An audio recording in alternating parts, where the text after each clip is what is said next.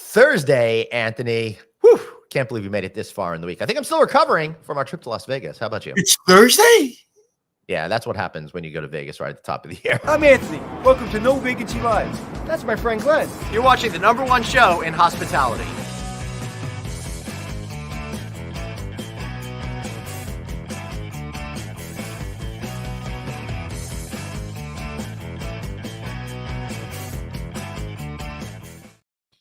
Hey, everybody. Thank you so much for tuning into No Vacancy Live. That's Anthony Melcuri. I'm Glenn Hausman, and you have made such an important decision in your life. So sit down and watch us today.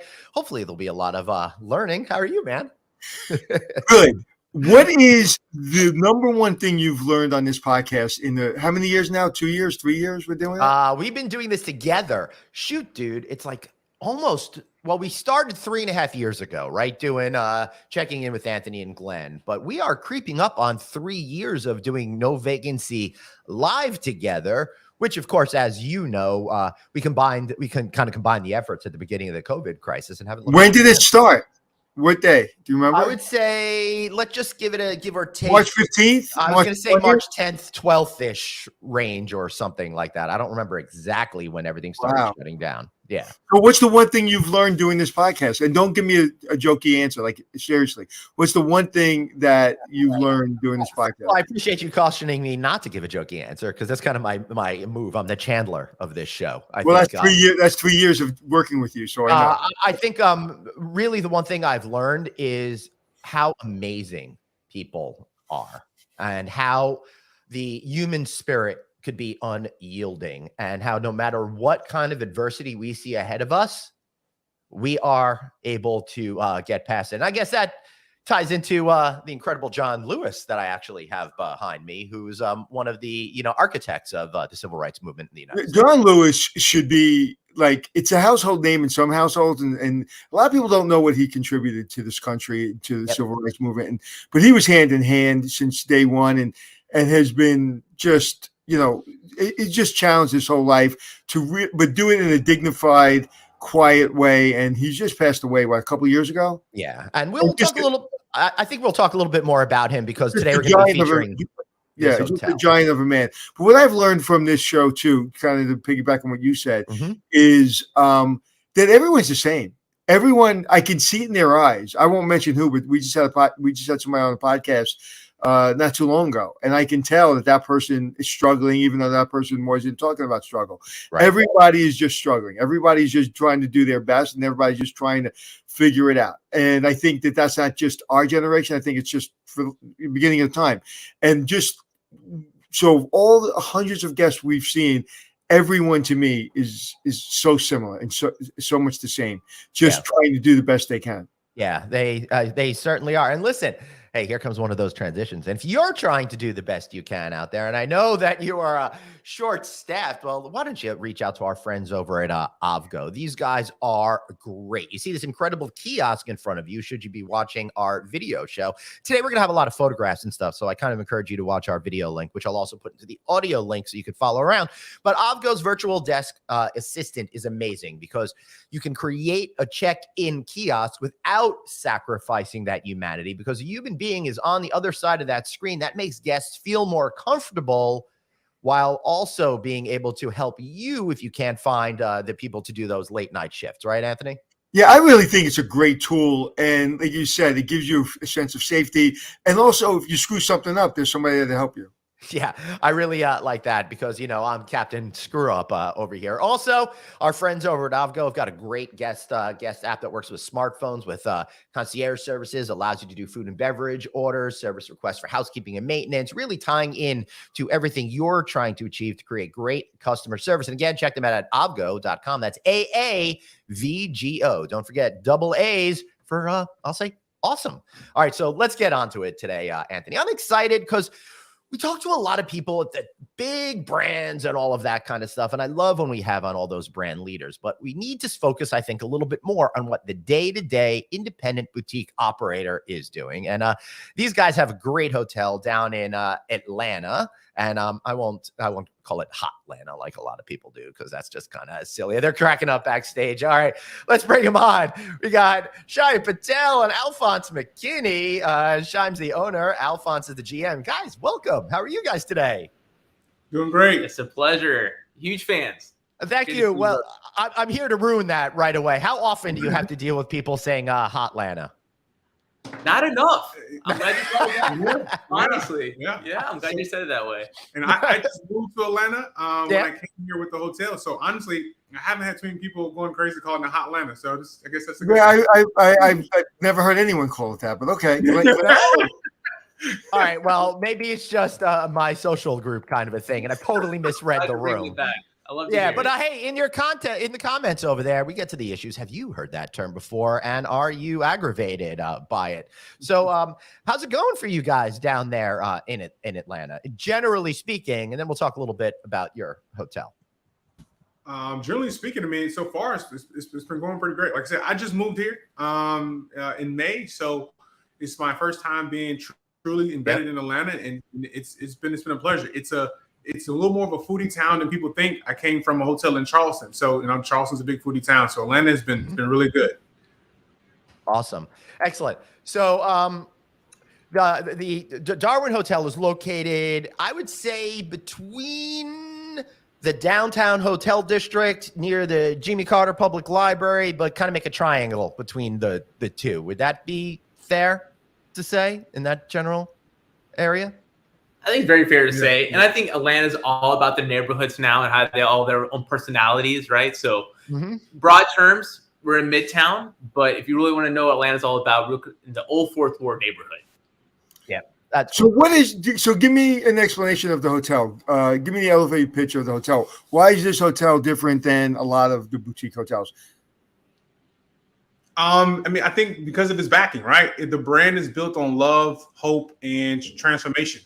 And a lot of times you can get to a point where a lot of hotels seem to kind of be the same thing, and they come into a neighborhood and the objective is just to make money and just to be just your normal hotel. And I think with this, and I saw his vision too, was it's not just about just becoming a hotel in the neighborhood, but really being engulfed in that and staying true to that. So we partner with a lot of local small businesses in the neighborhood to promote them. So we have a retail space that we don't charge these businesses for, where they have shelf space and their ability to showcase their product, be able to be part of the community, feel like, hey, I have a place in this hotel and its upbringing and how it grows and stuff like that. So anything from the local artists in our stairwell. So every particular spot of the hotel really has a local flair to it. And I think that is amazing.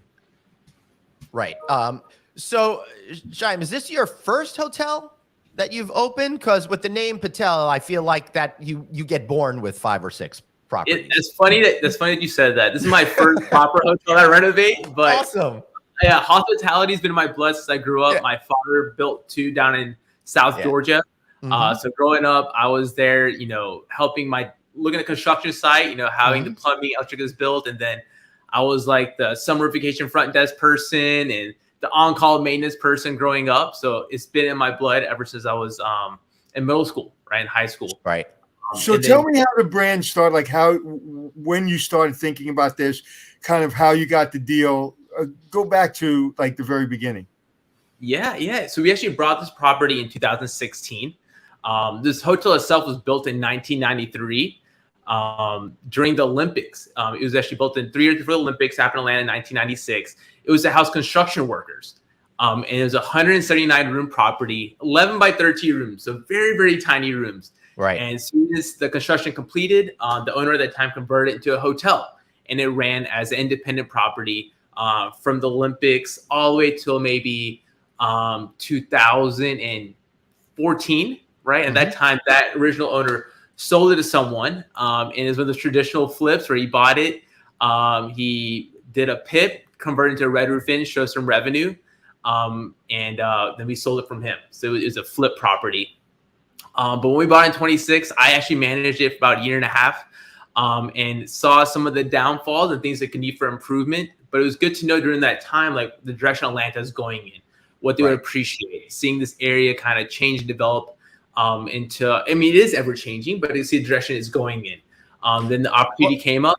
Right, and you got it. So let me just add a little context for folks to say what you just explained over there. So you put in a PIP. For those of you who don't know, it stands for Property Improvement Plan, and a lot of times that could be used either to get it up to a brand standard, or in this case, transform the property up market. Because I assume, while I love Red Roof, it is an economy brand, and this does not feel like an economy hotel. So I feel perhaps.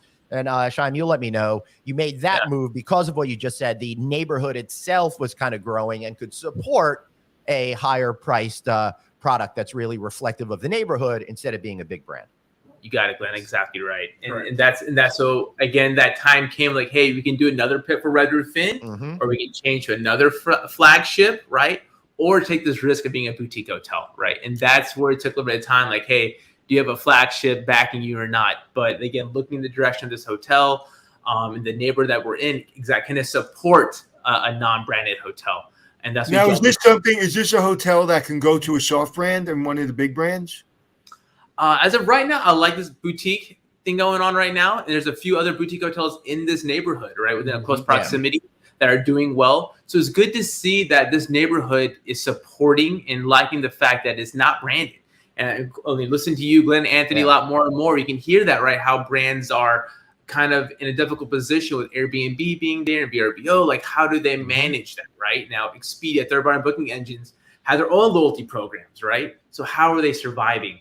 And it's funny that you mentioned that. You know, when we're going through this renovation process, I did reach out to the Hiltons and Marriotts, right? And say, hey, would you guys be interested in a soft brand? So maybe as we purchase our inventory, right, would you want to give us some insight on what's needed? But at that time, they're like, hey, we don't have a lifestyle that fits your hotel vision, right? Right. But that was maybe a couple of years ago anyway. But since then, I know they've changed and they've brought in new lifestyle brands to kind of capture these different boutique hotels, right? So how does a hotel like yours, you know, compete with the big brands with that, you know, with their reservation system, with their loyalty programs?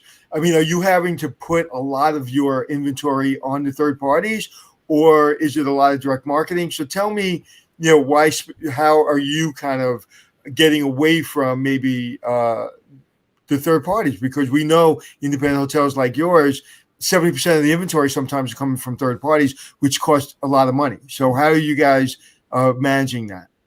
I mean, that's 100% true. That's a great question, Anthony. I mean, in the beginning, honestly, you're kind of leaning on some of those third parties in the beginning as you get your name out. But we did a great job in partnering with Jane and also a local PR company as well to be able to get Jane is a PR individual who's hanging out backstage, actually, for reference. All right, Alfonso, please continue. Yes, sir. And then so we was able to partner with such a great PR team to be able to kind of get our name out there. And then the way we've done it with being able to partner with such local businesses, they have used, I found out that with the other boutique hotels in the area, a lot of the business has been staycations and locals coming in. And I've noticed that over the last few weeks that we've been open and looking at our demographics, is a lot of our business has been locals, minus a few of the conferences that come in town. But a lot of it has been really been locals and gravitating. How many rooms do you have? 111. And how long you been open? Since December 13th. Wow. Brand spanking new. And we're sold out this week. We're sold out this entire week. Wow. We've already had a great opportunity during New Year's Eve and stuff like that. So, and most of our hotels and people have been coming from within a 2-hour radius. How much meeting space do you have? We have one meeting space, a ballroom that's 285 square feet, but a very nice tech package. Interesting. Shyam, I got to ask you, congratulations that this is coming together. What a ballsy big bet you had to do to go into a boutique hotel first. Most people want to have the brands hold their hand and walk them through. Where did you get the confidence in yourself that you could say, hey, I'm going to do this on my own. I don't need those guys on the onset. That's right. No, it's still something that I wake up thinking about all the time. How are we going to do? Yeah. It's I guess unfortunate that I've been in Atlanta since I went to college here at Georgia Tech as an engineer. So I see this area develop. You know, I managed a hotel myself when it was at Red Roof Inn. And at that time, I kind of saw the direction it's going in. So I kind of really understand the market, right? Yeah. It's funny because people on hotels, you know, they could be states away, you know, or countries away. Right. But actually seeing it happen day to day, I guess the direction is going in. And also we partner with the management company, HVMG. Which is HVMG. Mm-hmm. Exactly right. And they're local here in Atlanta, right? And they understand the market, and they're really penetrating and getting into the boutique scene. So they're kind of, have trust in them to manage this property day in, day out. And I had this vision and this idea, with Alfonse and the rest of his team, to help them see this vision through and execute it correctly, right? Yeah. So how did you guys get together? Alfonse, how did you guys connect, and what made you decide to make such a big move to come down to Atlanta? I mean, opening a hotel is pretty darn cool. So yeah. So I was, like I said, I was in Charleston. I managed some different boutique hotels in my past. And I had been speaking with HVMG, honestly, when they found out about the conception of a hotel 2 years ago. It was during the time of COVID, obviously, and things just didn't kind of pan out with, a lot of different things from construction and stuff like that. So they kept in touch with me, and they was like, hey, we have a really cool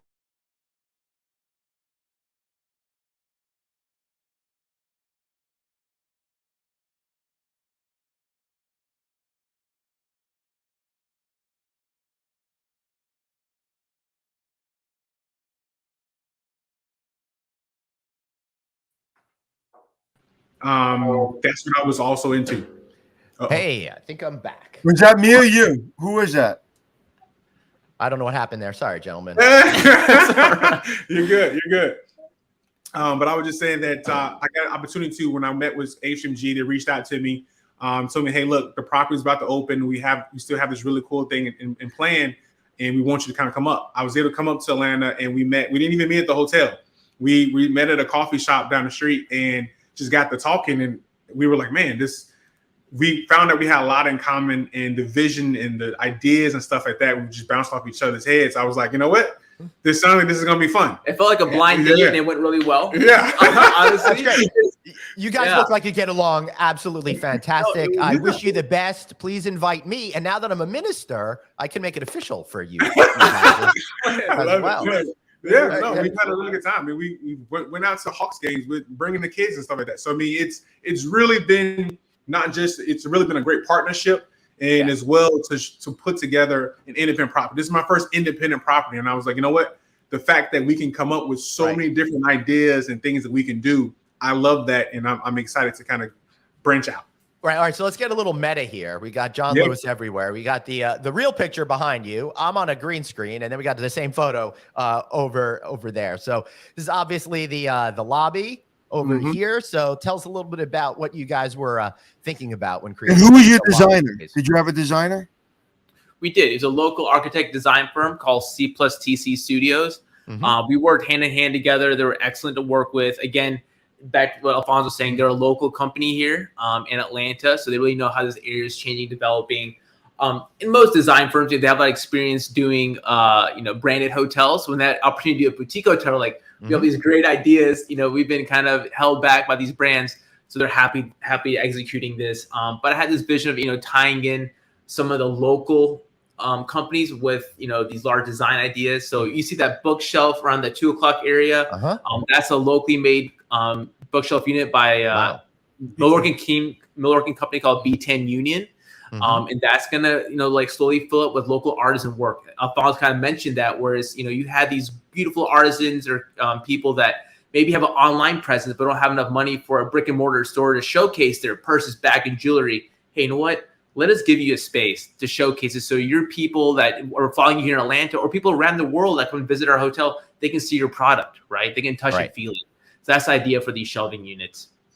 And then here's the front desk area that we're looking at. Again, I encourage everyone who's listening to the show to check the link in the show notes, and you'll get to see the PowerPoint of all of these images. So this front desk area looks great. And I got to tell you, this building does not feel to me immediately like it's about to celebrate its 30th anniversary, No, it's amazing. When I came in, the detail and everything, even from B10 Union, who created that front desk, when I was coming in and nothing was there, I was like, this isn't going to work, right? This can't work. Right. And then everything came together so nicely with the paper planes behind it, which represent wonder and freedom, and how everything in the hotel ties together. So you have the paper planes behind you. And then if you go to our elevator, our background in the elevator is the Atlanta Hartsfield Airport. And then it has the line showing the flight patterns of all the flights for the airports. You know, I love it. Can you go back to the front desk picture? Yeah. Because I want to show you from my perspective, being in your family, being in the hotel business, you running the hotel for a long time, you being on a budget, and you want to do boutique hotel. That is a high level front desk, but the materials they use and the way they did it, it didn't cost them $1 million. They didn't go over the top with the budget. But looking at it, it looks like an over the top, beautiful front desk, but it's very much, I can kind of tell by the materials they used and how they set it up that it was very well done and very thought out and very, it was, I'm not saying affordable, but you get that 4 or 5 star look without spending 4 or 5 star money. Am I right or wrong? That's right. I mean, we did spend a lot to get to where we wanted to, but exactly, it's not where we had to use like a Marriott Hilton recommended millworking company to do this for us, right? And again, Anthony, you Glenn talk about like technology all the time, right? Say, hey, let's do a smaller unit and let's have this big one check-in computer, but let's have portabilities, right? So if you have multiple people at the check-in, we have tablets. Like, you know what? You see, let me check in the living room area that Glenn just referenced, right? Let me check you in over here with your family sitting here. Yeah. So we're not held behind the front desk, right? You know, a lot of brands going with these kiosk systems, right? Where you want to do almost like you don't want to talk to anybody before you check in. You go straight to your room, a keyless check-in, right? But one of our things is we want you to interact with our staff, right? And our staff want to interact with you. That's our boutique experience, right? So what do your uniforms look like? Uniforms. So basically, we spent a long time going over these uniforms, but we want to have something that was fun, but not pretentious, right? So we have blazers with a crane pin, lapel pin, and then we have the Darwin shirts. It's like a black Darwin shirt that has the logo designed by Travis Love. And then they have jeans because we partner with Levi's to do jeans for our staff. Cool. So it's I like it. It's cool. It's just relaxing. It's inviting. And it's still one of the things people forget is when they build a boutique and they're building a brand is that uniforms is a walking piece of art. And if you don't get the uniforms right, you're really not sending the right message. So that uniform gave me the vision of your hotel, just the uniform. Yeah, for sure. That's absolutely right. I love what you were talking about with breaking down the barriers between the customer and the operators of the particular property. Just like yesterday's show, and for all of you listening and watching, check out our show with Nancy Sherman yesterday because we actually go into this issue a little bit. She couldn't understand why hoteliers have traditional front desks these days that totally block you off and keep you away from your customer. In a world we're supposed to be breaking down barriers. So I really like what you guys are saying about trying to get more intimate, and the experience is not just the design, not just a clean, comfortable room, but the people that are behind it. Right, Alfonce?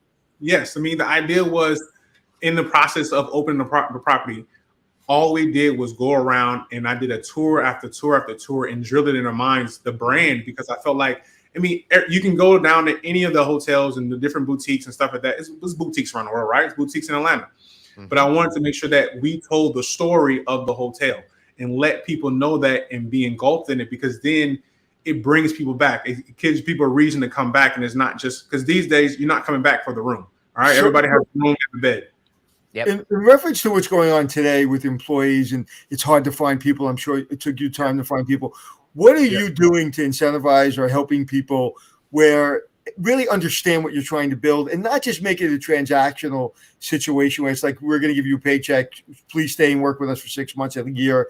Where are you saying, hey, are you saying this is who we are and this is what you get, and you're not just getting a job, but you're getting a career? Like, how do you sell that? Because right now people really want to either feel a part of something special or they just want to do their own thing.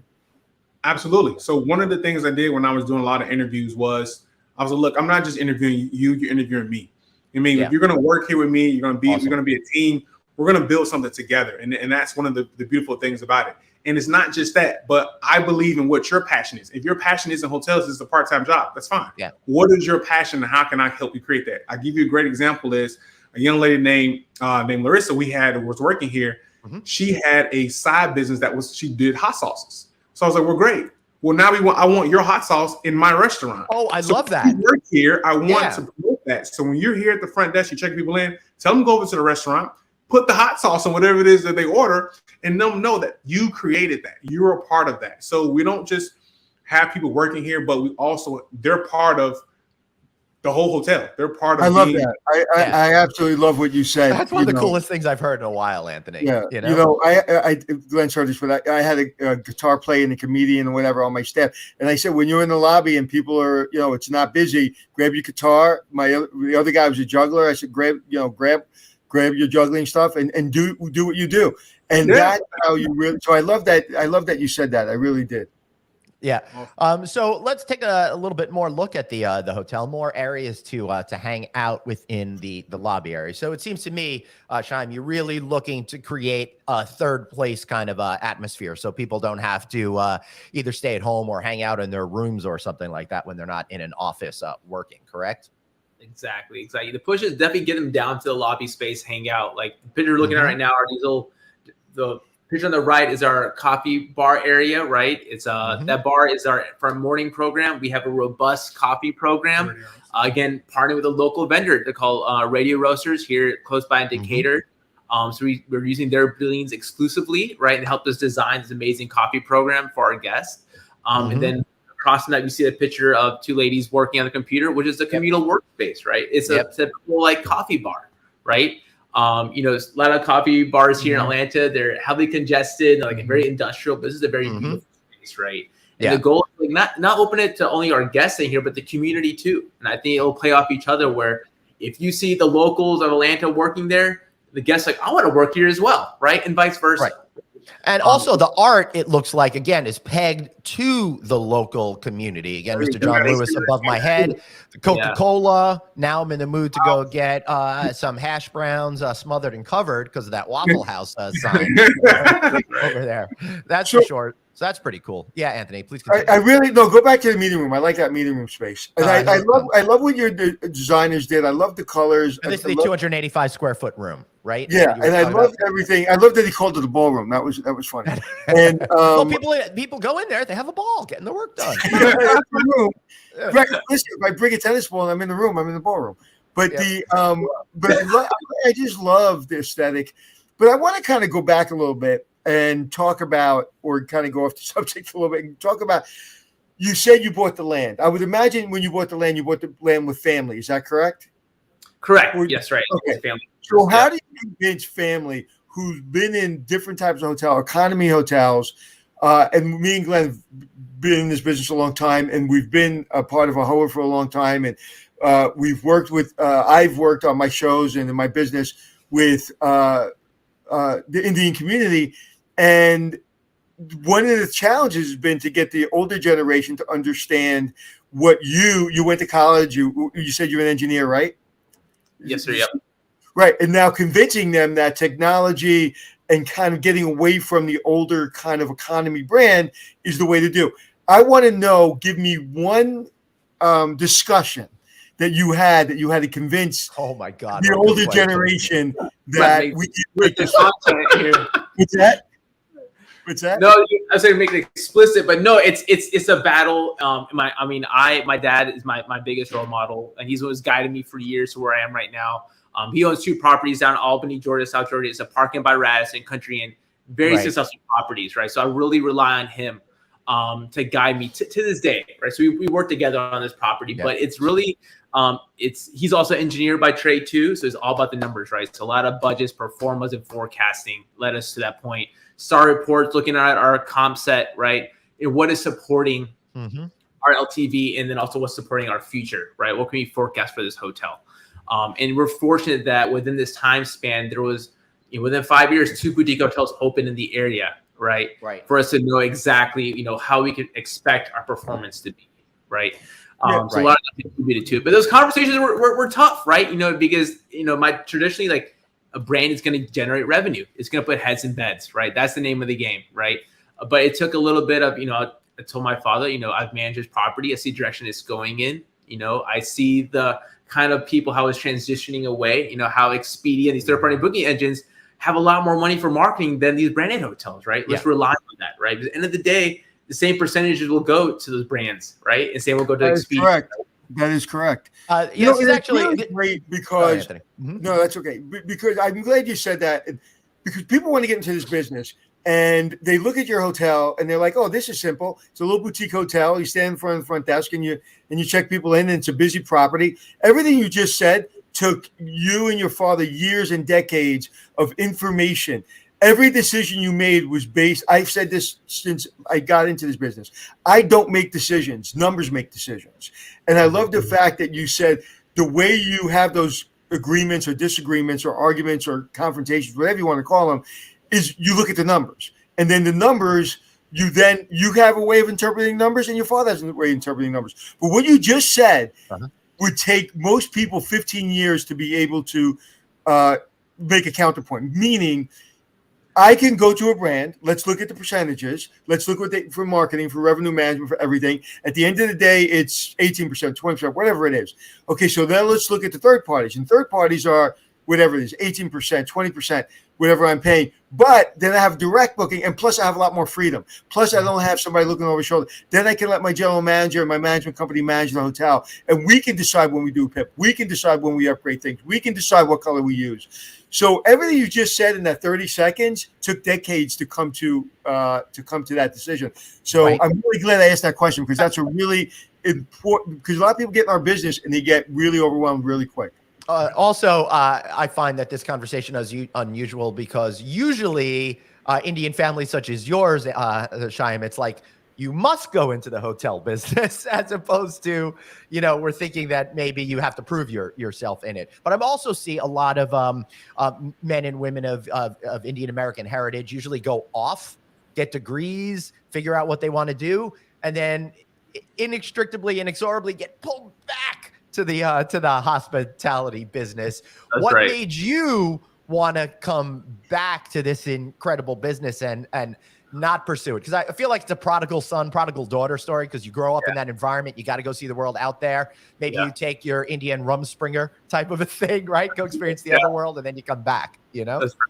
Well, it's not like I'm one of those typical stories, I would say, but this hotel is it's like a side project, almost like a second job, honestly. But luckily Alfonse is here. But same thing here. My day job's working with a family business too. We have a staffing consulting company. That's my day job. Of course it is. Yeah. So that's what I was doing, and then this property came up in 2016 on an auction website, and my mom was like, "Hey, Shyam, take a look at this hotel. Isn't it close to Atlanta?" I'm like, "Yeah, it's in the heart of Atlanta." Yeah. And it's me and my brother too. He's like, "Hey, so what do you think about this property?" Like, "Hey, it's in an area that's changing, right? There's a couple of things that are development. I don't know if you've heard about the Pond City Market that opened up in 2017. Then the Beltline is a huge development here in the city of Atlanta is investing in. It's close proximity to us. I'm like, hey, these things are in the pipeline to happen. It would be an investment for the future." My dad was like, "You know what? Well, if you want to go for it, we'll do it, but you got to manage it." And I'm like, "You know what, Dad? You had an engineering job full time and you built 2 hotels. Challenge accepted. Let's see if I can do the same thing as you did." So similar story. So worked my full time job and also managed this hotel for about a year and a half. And then after I hired my own manager and trained him, and then within 2.5, 3 years, the time came up for that PIP we were talking about earlier. What should we do, right? So that was kind of the story how we got into this property. We got some great pictures still to show. You guys got specialty suites, but Alfonse, I got a question coming from a friend of the show, Kyle, and he says Hilton's building a 1,000 room hotel near that new stadium. A lot of event space, many new rooms have entered the market and all. So what are you doing to separate yourself and finding that talent that's going to connect? I'll add this part to the question. It's going to connect with the customer and help separate you from the big brands that are taking the overflow from that big hotel. Basically, right? I mean, and just finding the talent, it's you're treating your employees great, man. It's treating your employees amazing. I mean, I may be in a suit, but generally I will go up to housekeeping. I'm in there dusting rooms with them. I'm in the engineering. I was behind the bar helping out, set up a banquet space earlier today. I mean, it's just about, hey, look, I'm in here with you. We're building this thing together. We're one team. And then when they have a little bit of skin in the game, you're a little more dedicated to the hotel than if you just kind of came in and you weren't. And also, you don't have 100 hotels. You don't have a big brand that you can incentivize them, say, hey, you can be vice president of 30 hotels like Marriott or Hilton. But what you do is you have a really good kind of starting point of really understanding the operations with the people, the owner and the general manager. And that probably is the best education, because when you're in a big brand, you don't see a lot of stuff that somebody at the front desk or somebody in housekeeping will see, because this is your job and this is what you do and we'll take care of everything else. When you're in a small, again, coming from, I've only worked directly for owners, I learned a lot more, and my career was able to speed ahead because I was given a lot more responsibility than I would have in a brand. Yeah, That's right. Yeah. That's true. Alfonso, what was your background? Honestly, my crazy thing is I started off as a biology major, and I was working at the physical therapy clinic when I first left college. I went to Savannah State, and when I left, I went there and I was working at this clinic, and I was like, I don't really think I like it as much. So I came back and I just started working at the front desk one time, and it was like right after school, and all of a sudden I was like, you know what, this is kind of fun. I kind of like it, and I was able to get a really good mentor down in Savannah, Georgia, when I first started in hotels, and it blossomed from there. And then I got opportunity after opportunity to kind of travel. And I was like, this hotel thing is really fun. Okay. So Alfonso, you and I are going to teach people how you become a general manager. So I'm going to ask you some questions. Okay. Questions, right? Be careful, because this could be a highlight clip, Alfonso. Okay. When you were coming up in your career, how many times did you call in sick? How many times I call in sick? Very minimal times, to be honest with you. Okay. How many times were you late? Like one time, he probably called from the ambulance. Hey, I may not make it in today. How many times were you late? You probably talking about maybe 3 times my entire career. So the reason you keep getting promoted is because you can be counted on. Yes. Right? You can be counted on. And if you come into this industry and you have a brain and you have motivation and you keep your nose clean and you show up on time and you don't call in sick every other day, you can go to the top pretty quick. Really quick. I mean, I was able to really move up in the industry within 3 years. I went from front desk to like a front office manager to an agent at like a small Holiday Inn Express in Savannah. And then all of a sudden it blossomed and I went to more major hotels when I went to Charleston. And then I was able to travel and be a task force manager and then travel all over and helping build hotels that needed some help. They needed succession plans. They needed different things. So, my wife will tell you, I spent a lot more time at work than I probably should have. Right. But I think that's the same problem with a lot of us. But if you're getting these great opportunities and you're absolutely passionate about what you do, I don't really think you have much of a choice, Alfonso. Yeah. I mean, I love it. And it's been a really, really fun time. So I don't consider it work because I really do enjoy being in a hotel. Like it gives you like butterflies. Yeah, it sure does. Anthony? No, I was just saying, being in a hotel to me is like you're in a different world. I remember the first day I worked at the Plaza Hotel when I was 16 years old. I was walking around with my girlfriend and I walked right into the hotel. I said, I'm going to work here one day. And I never realized till years later, the reason I loved that feeling, and I wound up working there not too long, maybe 8 years later as a night manager.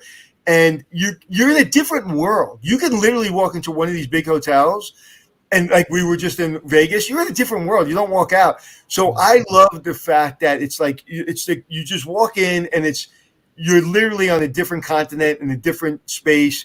And there's an energy to that. And whether you're a biology major, whether you're an engineer, we're all attracted to this feeling that it does. You just feel better when you're in hotels. You just do. You live your best life. If you really appreciate hotels and you do it right, you can live your best life.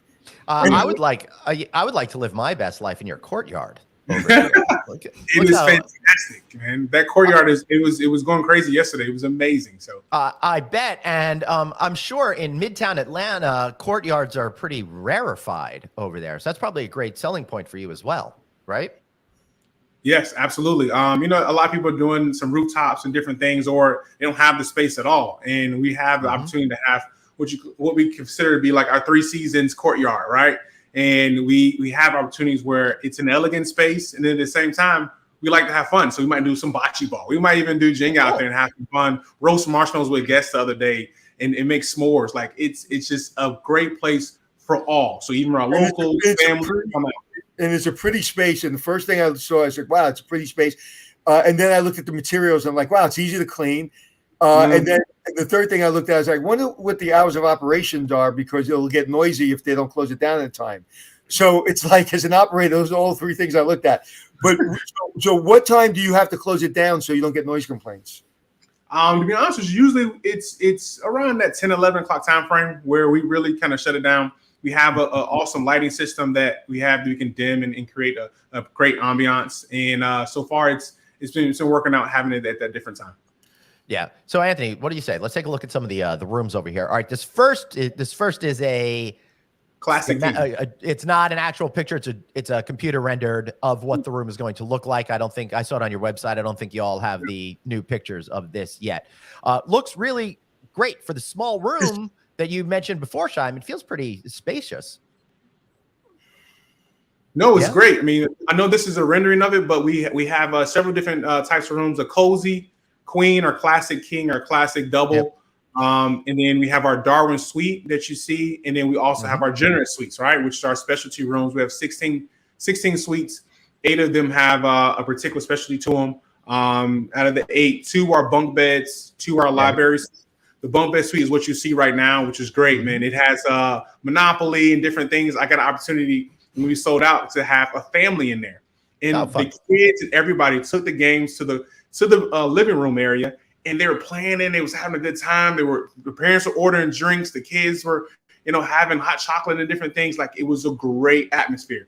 And then what you see here is our audiophile room to play a part on Atlanta, right? We have it's a big music place, and we have a record player here so that you can kind of have a nice acoustic, wonderful sit and just kind of listen away and fade away into music.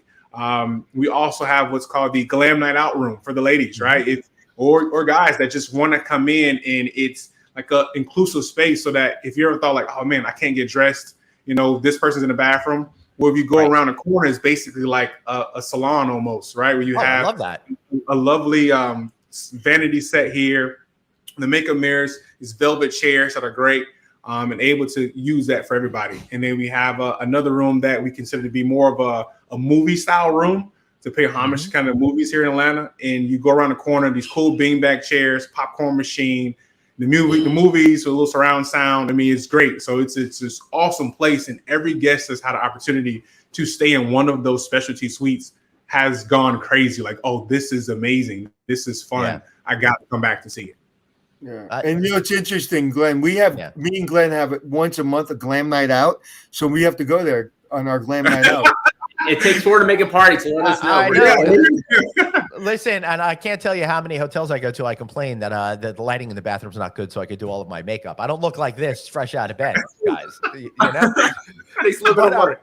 I know, but all right, Shyam, where'd the name come from, Darwin Hotel? Because you're not located in like the Galapagos Islands where he made all those discoveries and stuff like that. The name has been an adventure to get us here, right? It's funny. We've been running this project for close to 3 years now, and it's funny every time we got contractors, we had to let one go and get a new one, right? We had to get the new design team in here. So we had the design team mentioned C+TC. We had a great branding company called Edgar Allen. They're here located in Atlanta too, to help kind of imbibe these both together, the design and the brand, right? But the Darwin came from the fact of you see in our lobby space, behind Glenn, we have paper, we have the origami cranes, we have paper airplanes, and then on the front of our hotel we have these birds, right?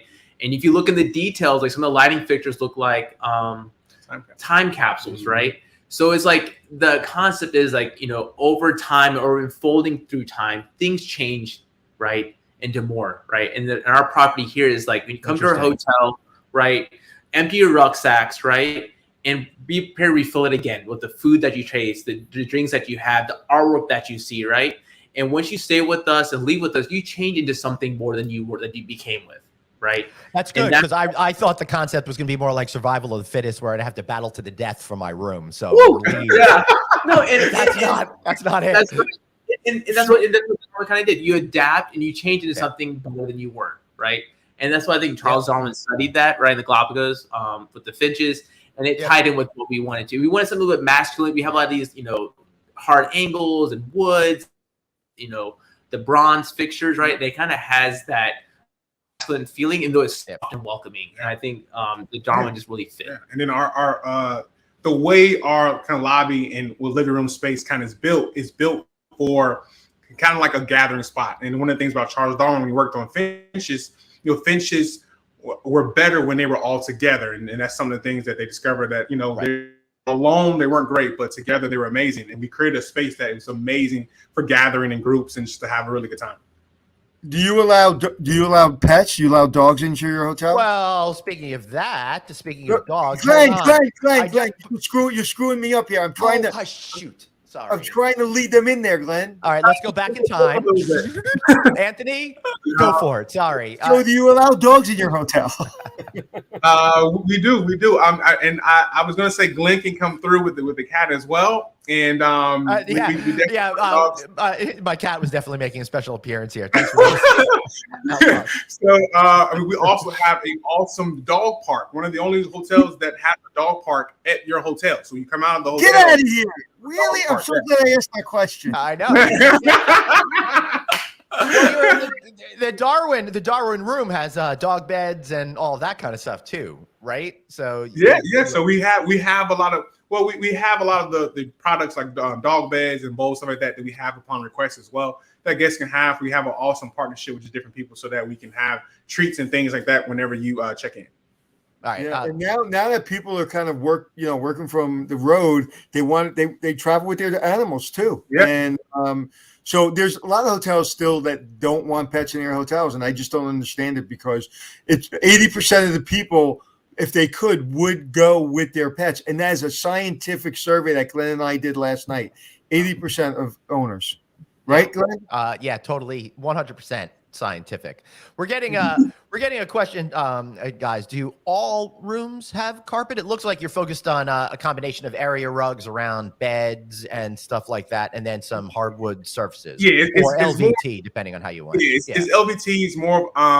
We have like a small sliver of carpet that we have. That's more right around the bed. So when you get out the bed, it's a nice warm feeling kind of thing. But being a pet-friendly hotel, the LVT really helps out, keeps smell out, and it's easier for our housekeeping staff to clean and make sure that the rooms are sanitized. Yeah, and I also think it goes with the way design trends are going as well. Yeah. Anthony?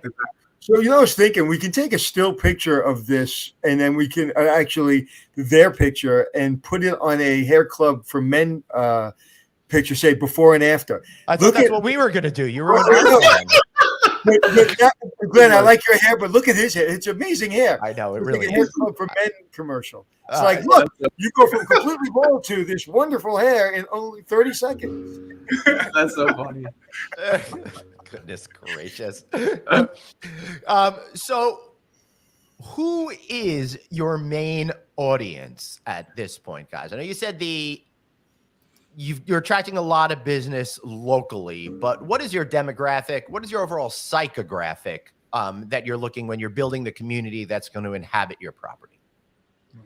People with credit cards. It's funny. We decided this brand in direction of designing our rooms and everything. It wasn't just one target audience. We wanted to capture actually 4, and it's come out to be 5 now. One is that single savvy traveler who is in town for a music festival or, just graduated from college here for an event or for an interview, right?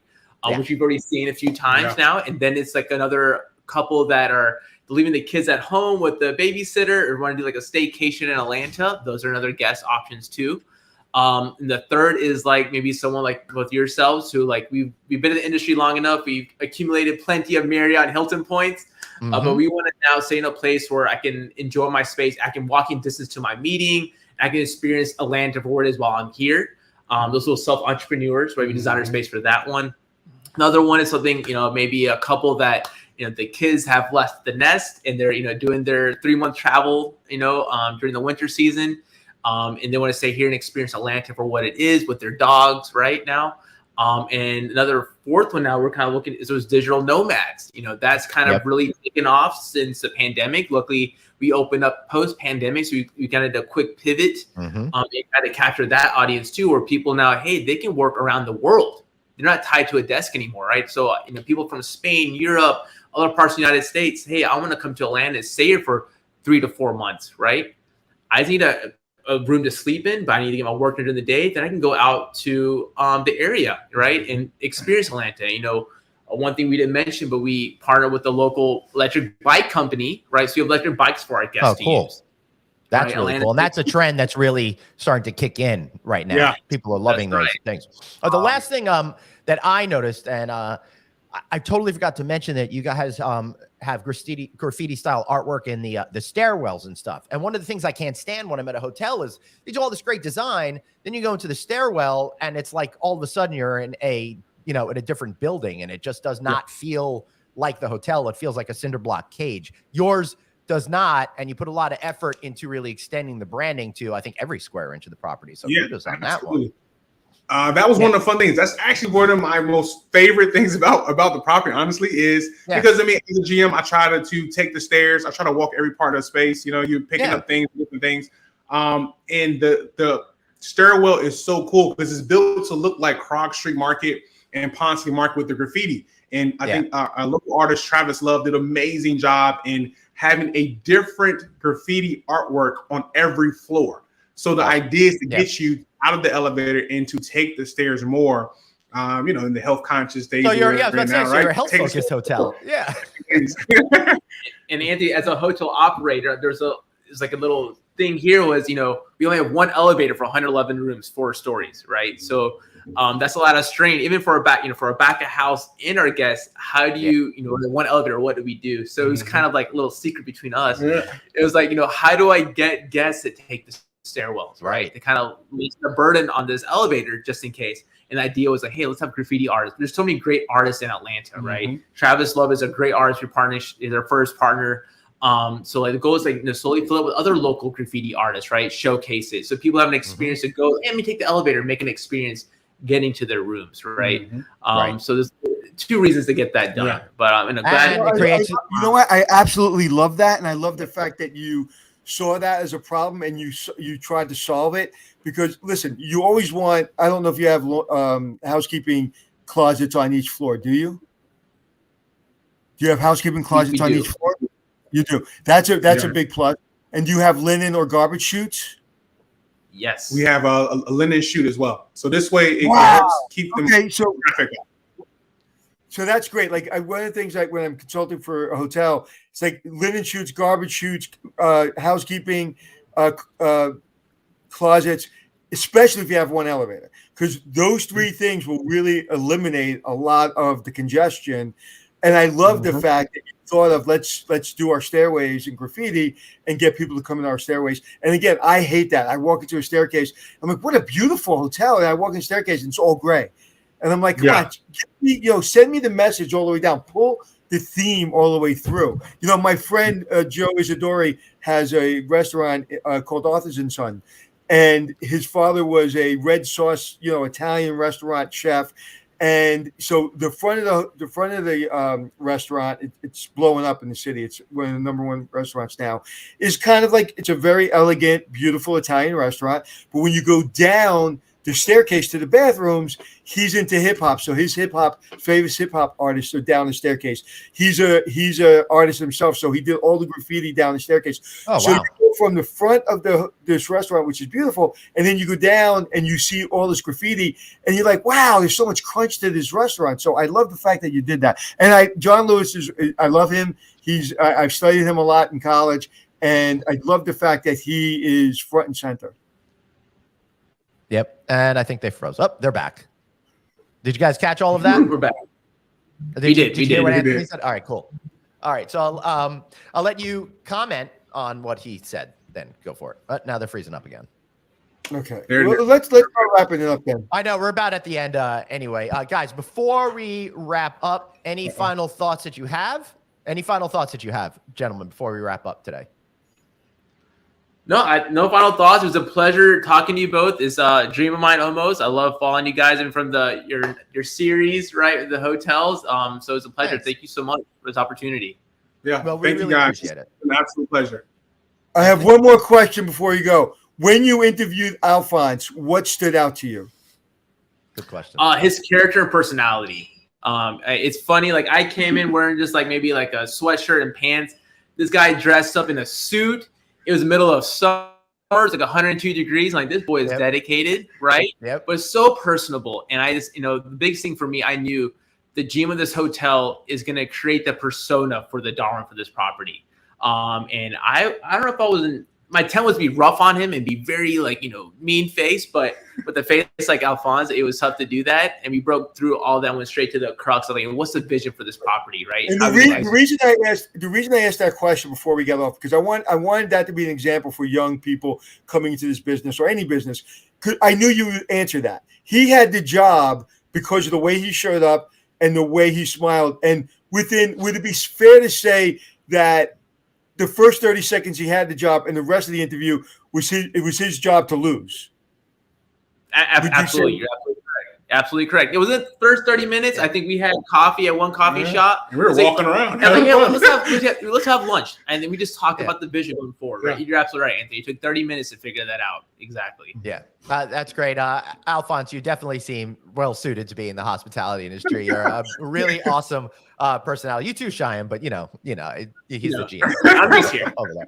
All right, guys, do me a favor, hang out backstage. Let's wrap up, then we'll say goodbye to you on the after the show's over. So thank you so much for being here. Really appreciate it. Well, that was a lot of fun, Anthony. I love getting to tell stories on the ground level and how hotels can be successful with the people that are operating them. I say it all the time. You want to have a good property, you have to have a good owner, and the owner and the general manager have to get along. Period. End of story. The housekeeper cannot do their job successfully, and that hotel cannot be happy unless the owner's happy and general manager's happy. And if they work together well, you'll have a successful hotel. Right. Yeah, absolutely. And if you guys want to have a successful hotel, keep learning along with us. That's why it'd be great to download our audio version of the podcast on Apple Podcasts, iHeartRadio, Stitcher, SoundCloud, wherever you get your shows. We are there. And guys, remember, if you're watching this particular episode, check if you're listening to this episode, check the show notes so you can follow along with some of the images that we have there. And if you are listening, why not give us a shout out and watch us sometimes? We're on LinkedIn, Facebook, YouTube, and of course, we house all of our shows at novacancynews.com. All right, Anthony, let's get out of here. So everybody, remember, you've got one life, so blaze on and be kind to yourself. See y'all next week. You look very nice.